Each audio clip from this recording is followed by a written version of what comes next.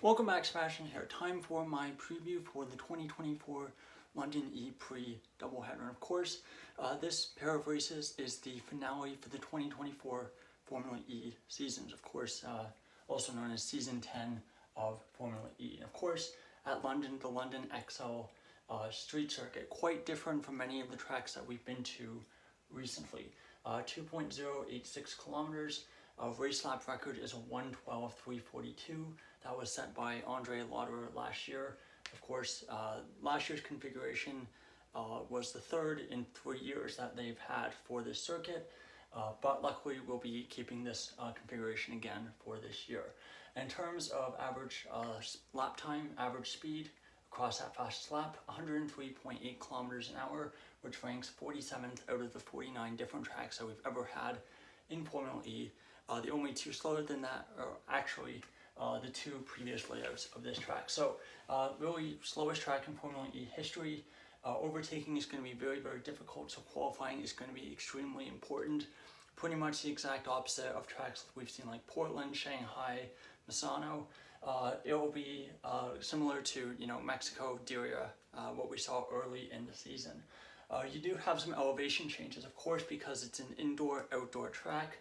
The main straight, the pit area, that's all indoors, but a lot of the surrounding part is outdoors. And that, of course, you had the crazy wet driveways you had last year. Of course, you have the elevation kind of going up, the up and down ramps, getting in and outside of the convention center. So that obviously adds a bit of challenges too. And also very high risk of safety cars because of how narrow the track is, how tight the walls are.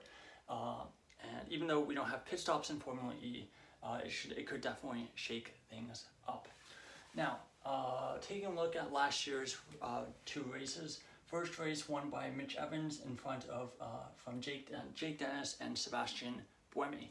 Second race won by Nick Cassidy with Mitch Evans, his future teammate, and Jake Dennis in third. So a track that Evans Cassidy. The two guys at the top of the Drivers' Championship, they both did quite well here last year. Of course, we had a lot of crashes. We had Sasha Fenestraz flying over the back of Dan Ticktum going into the barriers. You had that red flag caused by the pileup at turn 19 caused by Sebastian Buemi as well. You also had the drama with Buemi and Cassidy at the end of last season where Buemi kind of accidentally knocked off Cassidy's front wing. So a lot of drama at this track last year, and hopefully we'll get more of the same this year. Now, next I want to take a look at the championship standings going into this finale. Here we have the 7 drivers still in contention for that Drivers' Championship with their points total, and then we have their odds of winning the championship going into the Portland round, and looking at how that's changed after those two races in Portland. So Nick Cassidy leading the championship still, 167 points. Going into Portland, he had an 84% chance of winning the championship, and that was according to my 2000 run Monte Carlo model. So looked like he was basically home and free, just needs to score some points and not worry about that. Unfortunately, he got a grand total of 0 points at Portland and comes to London, still in the lead, but on much shakier ground. Odds coming into this weekend, 65.6%. So basically, 2/3 chance of winning the championship still.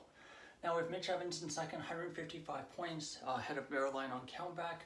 Going into Portland, 3.6% chance of winning the championship. That has obviously increased a lot to 18.5. Of course, Evans and Verline basically tied on points, so this should basically be the same.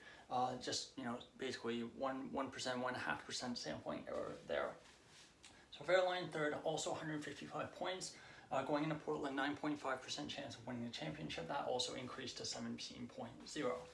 Fourth in the championship, a bit of a surprise, Antonio Felix da Costa, the man in form right now, has won, 4 of the last 5 races, and of course has won the last 3 Formula E races to kind of somehow, from basically nowhere, elevate himself to outside status in the championship.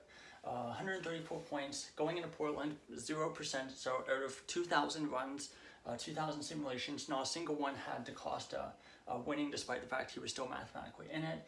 Now those odds, 1.1%. So still a massive outside shot, But if he can win that first race and Cassidy has another difficult weekend or another difficult race, he's right there really. Number 5, Oliver Rowland, of course, really unfortunate for him. Missed those 2 races in Portland with some kind of illness. Hope he's well and able to compete this weekend. 131 points going to Portland, 4%, and that of course has dropped to 0.7. Jean-Eric Vergne, 129 points. Again, still not really in this, but mathematically still there. 0%, so similar to DaCosta, that's gone up to 0.6. And for Jake Dennis, 122 points, was on 0.5%. Going into Portland, and that has decreased to 0.2. So realistically, you're looking at one of Cassidy, Evans, or Verline winning the championship. Which one it is at this point, really hard to say. I think for me, if I had to pick based on kind of current run of form, I'd probably pick Evans. Was brutally unlucky with that penalty the first race in Portland. Second race was also quite decent, but really qualifying is going to be very, very important here.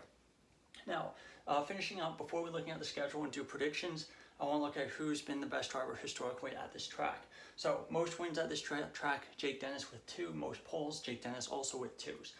Now for multiple drivers who have multiple podiums, you have Jake Dennis with 5, Evans with 3, DeVries with 3, Lynn with 2, and Nick Cassidy with 2. So the 2 guys at the top of the table both have multiple podiums at this track. Pascal Wehrlein, interestingly, does not have multiple podiums. Not sure if he even has one. I would have to think about that.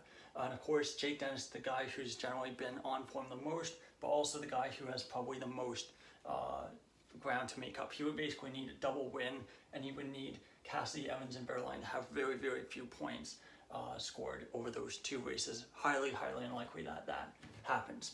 Now, finishing up with the schedule for this weekend, Friday, cloudy with some sun, 29 degrees Celsius for FP1 at 4:55 p.m. local time. Moving into Saturday, again, cloudy with some sun and maybe some rain. I've seen it's basically been about 20% chance of rain across the whole weekend. So we'll see. London weather is quite unpredictable, so we'll see what happens. But again, 26 degrees Celsius, FP2 9:55 in the morning, qualifying 12:20 in the afternoon, and then the race 5:03 p.m. local time. For Sunday, again, cloudy with some sun, 22 degrees, so a bit colder than Saturday. FP3 9:55 in the morning, qualifying 12:20, and the race again at 5:03 local time. Now, finishing up with some predictions for the weekend. I think for the win, I'm going to go with Mitch Evans. Obviously did quite well here last year, and again, has multiple podiums at this track. And recently in qualifying, he's been quite good. So I do think Evans has a good shot. Other drivers who I think could be on the podium, that's a bit of a tricky one. I think I'm actually going to go with Jean-Eric Vergne. Even though he generally doesn't have the best run of form at this track, he's generally been quite good in qualifying recently. I think, maybe he could have a shot. And for number 3, I'm actually going to go with Jake Hughes, probably one of the best qualifiers overall this season. While the race pace has not been great at this track, that shouldn't be too much of a problem. And yeah, really, really interesting to see what happens. Of course, you have the Teams Championship. You also have the Manufacturers Championship as well. So those will both be title fights that we have to watch going into this final weekend of the season. Anyway, thank you so much for watching. Goodbye.